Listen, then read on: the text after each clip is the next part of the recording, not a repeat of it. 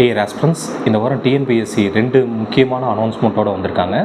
So ஒன்று என்ன அப்படின்னு சொல்லி பார்த்தீங்கன்னா, சிலபஸ் சேஞ்ச் ஆகலை அப்படின்னு சொல்லியிருக்காங்க. நம்மளுக்கு ரொம்ப ரொம்ப சந்தோஷம். ஏன்னா நிறையா யூடியூபர்ஸ் ஆகட்டும் இதுக்காக வீடியோ போட்டாங்க. நிறையா ஆஸ்பிரண்ட்ஸ் இது ரொம்ப பெரிய ஆக்சிலேஷனில் இருந்தாங்க. நம்ம முன்கூட்டியே படிச்சுட்டு ஒரு வேளை சிலபஸ் சேஞ்ச் ஆகிட்டா என்ன பண்ணுறது அப்படின்ற மாதிரிலாம் கன்ஃபியூஷனில் இருந்தாங்க.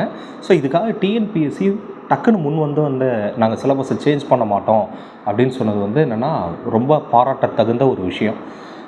இதுக்காக டைமெல்லாம் எடுத்து என்ன இதை வந்து ஆனுவல் பிளானர் வரும்போதே இதை சொல்லியிருக்கலாம். பட் அப்போ சொல்லலை. நம்மலாம் சொன்னோம், வீடியோ போட்டோம், நிறைய பேர் வீடியோ போட்டாங்க. பட் அதுக்கு ஒரு குவிக் ரெஸ்பான்ஸ் இருந்துச்சு. ஸோ அதுக்காக நம்ம வந்து என்னென்னா டிஎன்பிஎஸ்சிக்கு நம்மளுடைய நன்றியை தெரிவிச்சுக்கலாம். ஸோ சிலபஸ் மாறல, இப்போலேருந்து டக்குன்னு நீங்கள் படித்து அதுக்காக எல்லாம் நீங்கள் ரெடி ஆகிக்க வேண்டியதுதான். ரெண்டாவது, நேற்று குரூப் 2 ரிசல்ட் வந்திருக்கு. ஸோ பாஸ் பண்ணவங்களுக்கு நம்மளுடைய வாழ்த்துகள். ரொம்ப ஷார்ட் பீரியட் தான் இருக்குது. உங்களுக்கு ஏதாவது மெயின்ஸ் டாபிக் ஏதாவது வேணும் அப்படின்னாலும் நாங்கள் இங்கே உங்களுக்கு ஹெல்ப் பண்ணுறதுக்கு இருக்கோம்.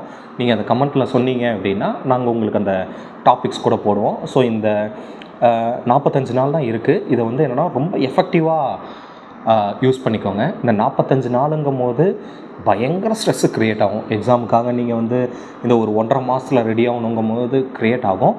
பட் ஆனால் அதை நம்மலாம் சமாளித்து தான் ஆகணும். ஏன்னா இன்னும் சர்வீஸில் இன்னும் இதை விட அதிகமான ஸ்ட்ரெஸ் எல்லாம் வரும்.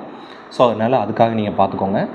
கிளியர் ஆகாதவங்களுக்கு வந்து என்னென்னா 1 வருஷம் இருக்குது. இந்த 1 வருஷ டைமில் வந்து நீங்கள் வந்து மீதியை வந்து உங்களால் சக்ஸஸ்ஃபுல்லாக கொண்டு போக முடியும். ஸோ சிலபஸ் மாறலன்னு சொல்லிட்டாங்க. அடுத்தது இந்த வேக்கன்சி எத்தனை பேர் கவனிச்சிங்கன்னு தெரியல. வேக்கன்சி 595லேருந்து திரும்ப 1182 பக்கம் கொண்டு போனாங்க. திரும்ப இப்போ வந்து என்னென்னா அட் ப்ரெசண்ட் வந்து நமக்கு 747 தான் 2Aயில் இருக்குது. நம்ம 2 விட்டுருவோம். ஸோ 2Aக்கு வந்து நம்மளுக்கு ஒரு 747 தான் இருக்குது. சரிங்களா? ஸோ அந்த 747ங்கிறது வந்து பார்த்திங்கன்னா ரொம்ப குறைவான ஒரு வேக்கன்சி. ஒருவேளை டிஎன்பிஎஸ்சி மெயின்ஸ் முடித்ததுக்கப்புறம் அல்லது சர்டிஃபிகேட் வெரிஃபிகேஷன் பண்ணும் போதெல்லாம் ஆடன்டம் விட்டு நாங்கள் இன்க்ரீஸ் பண்ணுறேன் அப்படின்னு சொன்னாலுமே அது ஆஸ்பிரண்ட்ஸ்க்கு பெனிஃபிட்டாக இருக்காது. காரணம் என்ன அப்படின்னா, ப்ரிலிம்ஸ் முடிச்சுட்டு நிறைய பேர் வந்து என்னென்னா ஒரு மெயின்ஸில் கூட சூப்பராக பண்ணுற ஆஸ்பிரண்ட்ஸ் எல்லாம் இருக்காங்க. பட் இப்போ ஃபஸ்ட்டு ஸ்டேஜ்லேயே அவங்களுக்கு வந்து இல்லைன்னு சொல்லிவிட்டு அதுக்கப்புறம் நீங்கள் எவ்வளோ தான் வந்து போஸ்ட்டை இன்க்ரீஸ் பண்ணாலும் ஆஸ்பிரண்ட்ஸ்க்கு அது பெருசாக வந்து என்னென்னா அது பெனிஃபிட்டை விட ட்ராபேக் தான். பட் இதுதான் டிஎன்பிஎஸ்சி, இப்படி தான் இருக்கும். ஸோ இதெல்லாம் மனசில் வச்சுட்டு தான் நம்ம படிக்கணும். ஸோ அப்போ நம்ம 2ஆ 2Aவா 4ஆ அப்படின்றவங்க நீங்கள் தான் இதை முடிவு பண்ணிக்கணும்.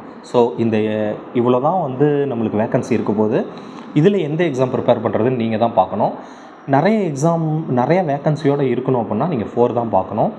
அதுக்கு நீங்கள் இப்போலேருந்து தமிழ் படிக்கிறதுக்கு ரொம்ப மிகச்சிறந்த காலம். சரிங்களா? ஸோ இருக்கிற டைமை ரொம்ப எஃபெக்டிவாக யூஸ் பண்ணுங்கள். கரண்ட் அஃபேர்ஸு மாதிரி தனியாக இல்லாமல் இப்போ என்ன பண்ணிட்டாங்கன்னா ஒவ்வொரு சப்ஜெக்ட்குள்ளார வந்துருச்சு. இப்போ நாங்கள் வந்து ஏன் இந்த நாகாலாந்து திருவிழாக்களின் தேசம்னெல்லாம் சொல்கிறோம் அப்படின்னா கல்ச்சரை வச்சு அது வந்து ஒரு கரண்ட் அஃபேர்ஸாக வரும், எக்கனாமிக்ஸை வச்சு வரும். ஸோ அந்த மாதிரி ஒவ்வொரு சப்ஜெக்ட்குள்ளார பாலிட்டிக்குள்ளார அப்படின்னா பாலிட்டிக்குள்ளார இப்போ கரண்ட் அஃபேர்ஸாக வந்துருச்சு. இதோட இன்னொரு அர்த்தம் என்ன அப்படின்னா, சப்ஜெக்டாகவே கேட்கணுன்னு அவசியம் இல்லை. அந்த சப்ஜெக்டில் இருந்து ஃபுல்லாக கரண்ட் அஃபேர்ஸாக கூட கேட்கலாங்கிறது தான் டிஎன்பிஎஸ்சியுடைய அர்த்தம். ஸோ அதனால் வந்து என்னென்னா கரண்ட் அஃபேர்ஸ்க்கு ரொம்ப முக்கியத்துவம் கொடுங்க. ஸோ நல்லா படிங்க, நிறைய டைம் இருக்குது. அதனால் நீங்கள் இந்த வருஷம் 2026 எக்ஸாமில் நீங்கள் கிராக் பண்ணுறதுக்கு வந்து எங்களுடைய வாழ்த்துக்கள். All the best. தேங்க்யூ.